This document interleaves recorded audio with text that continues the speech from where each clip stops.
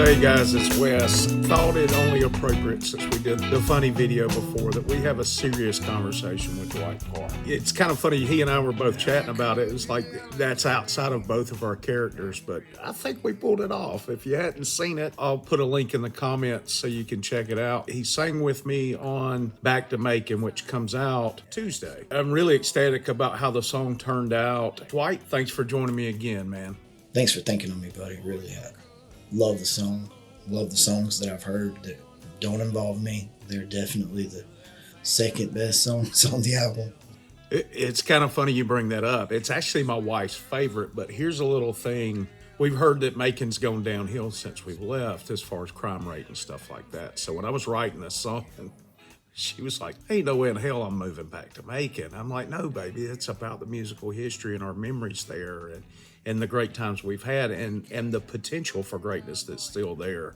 So not to bash Macon, because we loved living there. We love the history there. But, dude, we live at the beach, so we're not going anywhere. So I guess the first thing I need to do is ask you this first question, man. And I think most people will really want to know, once they hear your music, they want to know a little bit about your musical journey over the years and how you got to where you are today as a songwriter. Can you tell us a little bit about it? I had my first guitar when I was like a little kid. Didn't take it serious until I was about 14.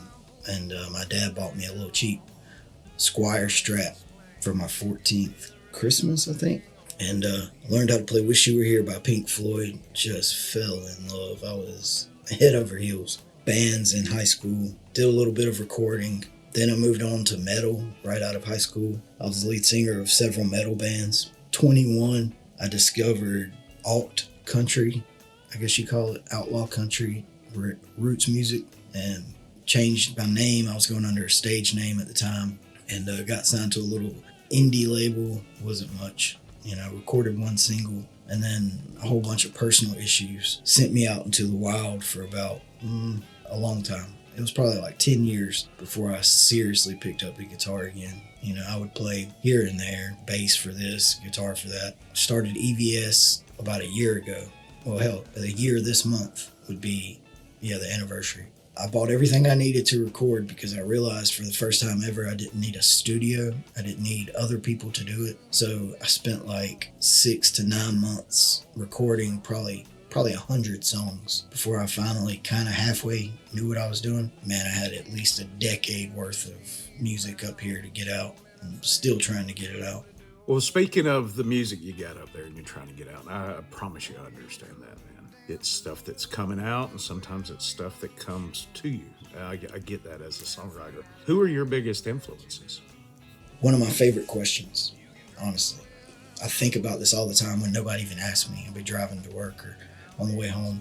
And at the moment, the three that are influencing me, because it changes all the time, are Bob Dylan, the band, and John Prine, the godfather of Americana, King John Prine. But as far as modern artists, definitely be Jason Isbell. All my biggest influences are the songwriters. Anybody that puts the song first is an influence on me.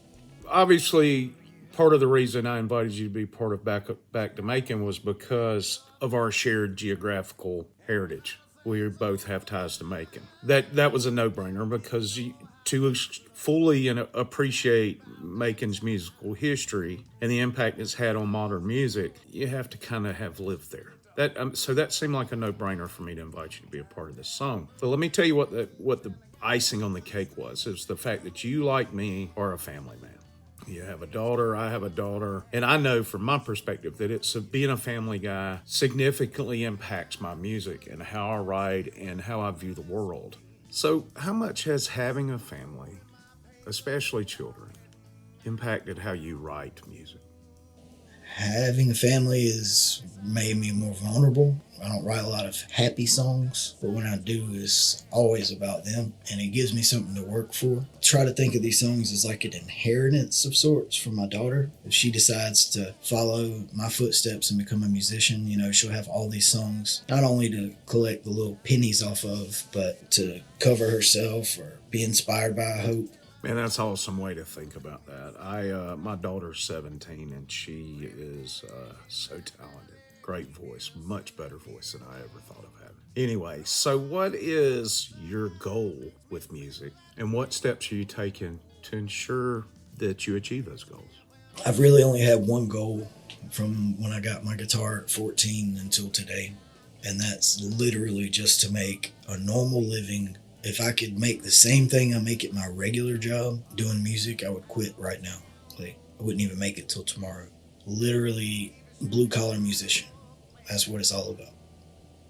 Just enough. I want to pay the bills, feed my family, sing for my supper. Like, waking up and spending 12 hours a day in the studio is a dream. That brings me so much joy to even fantasize about it. My immediate goal is to make the next song better than the one before it. Hopefully the right person will hear it and record it themselves. Being a songwriter is literally all I've ever wanted to do. Don't know how many times I've said literally, but literally. So obviously any path that you're on in life, you have learning experiences that you gain as a result of that experience. A lot of times we're just faking it till we make it. I know I'm still doing that at my age. What advice would you give to anyone who's just starting out on this same path that you're on musically? Be obsessed with it. Think about it from the minute you wake up to the minute you go to sleep. Practice until your fingers are about to fall off. Write until the page is full. But remember also, though, that you have to have life experiences. You got to have something to write about. Even when you can't, cut it off in your brain, go touch grass, love somebody, be vulnerable. Reach out to other musicians who want what you want, or that have what you want, even better. That's great advice. Sometimes we can't help but be obsessed. I can't. But the key is to give yourself permission to do that. If this is truly the path you want to pursue, and I'll tell you what, man, if I could go back and give myself permission to seek that path, part of me can't help but think that I would be so much further on that journey than I am now, because I did not give myself permission to obsess over it, even though I wanted to. And as a result, I found that I put the guitars in the closet for years at a time and didn't even sing, but I've always been drawn back to it. And it's just been recently, the last couple of years, where I've actually given myself permission to obsess over it. And that's anything. If you want to do something in life, you have to obsess over it. Great advice. How can folks find out more about you, and where can they find you online? Just lay it out there, man. Tell us all about what you got going on. I'm super active on YouTube under the name East Virginia Studios and Dwight Carr Music, all one word. But East Virginia Studios and Dwight Carr are on all the major streaming services. The first Dwight Carr album is coming out this fall. It will probably be November. I hate to commit to that, but probably the first weeks of November. And the last official singles for that album are out the 13th of September and the 27th of September. And I don't know when this will air, but I have a music video that I just filmed come out September 5th, which is a Thursday. Probably by the time you're seeing this, it's already out. Go check it out. Dwight Carr Music, all over YouTube, East Virginia Studios, every major streaming service. I'll put some links in the description and or comments, depending on where you're watching this. All right, buddy. I appreciate you doing this for me. I know you're a busy man between work and music and everything else you've got going on with all the interviews you're doing. I think you're doing one today, the day this airs, with somebody this evening on YouTube. Man, good luck to you.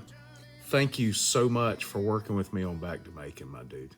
It's my pleasure to work with you, and I hope that we can do something again in the near future. I hope to actually see you and us be playing on stage in Macon at some point in the near future. I really had fun, man, and I really appreciate it. Thank you. Dude, if you want to hear more from Dwight, go to those links that I have in the description, or coming this Tuesday, you can hear him sing with me on Back to Macon, which is released Tuesday on all the streaming services. Thank y'all for watching. I hope to do more of these in the future. If you like these things, let me know in the comments and subscribe. If you're a musician and you'd like to work with me or just like to talk with me, let me know. Maybe we can set up I can make this a weekly thing. Have a great day.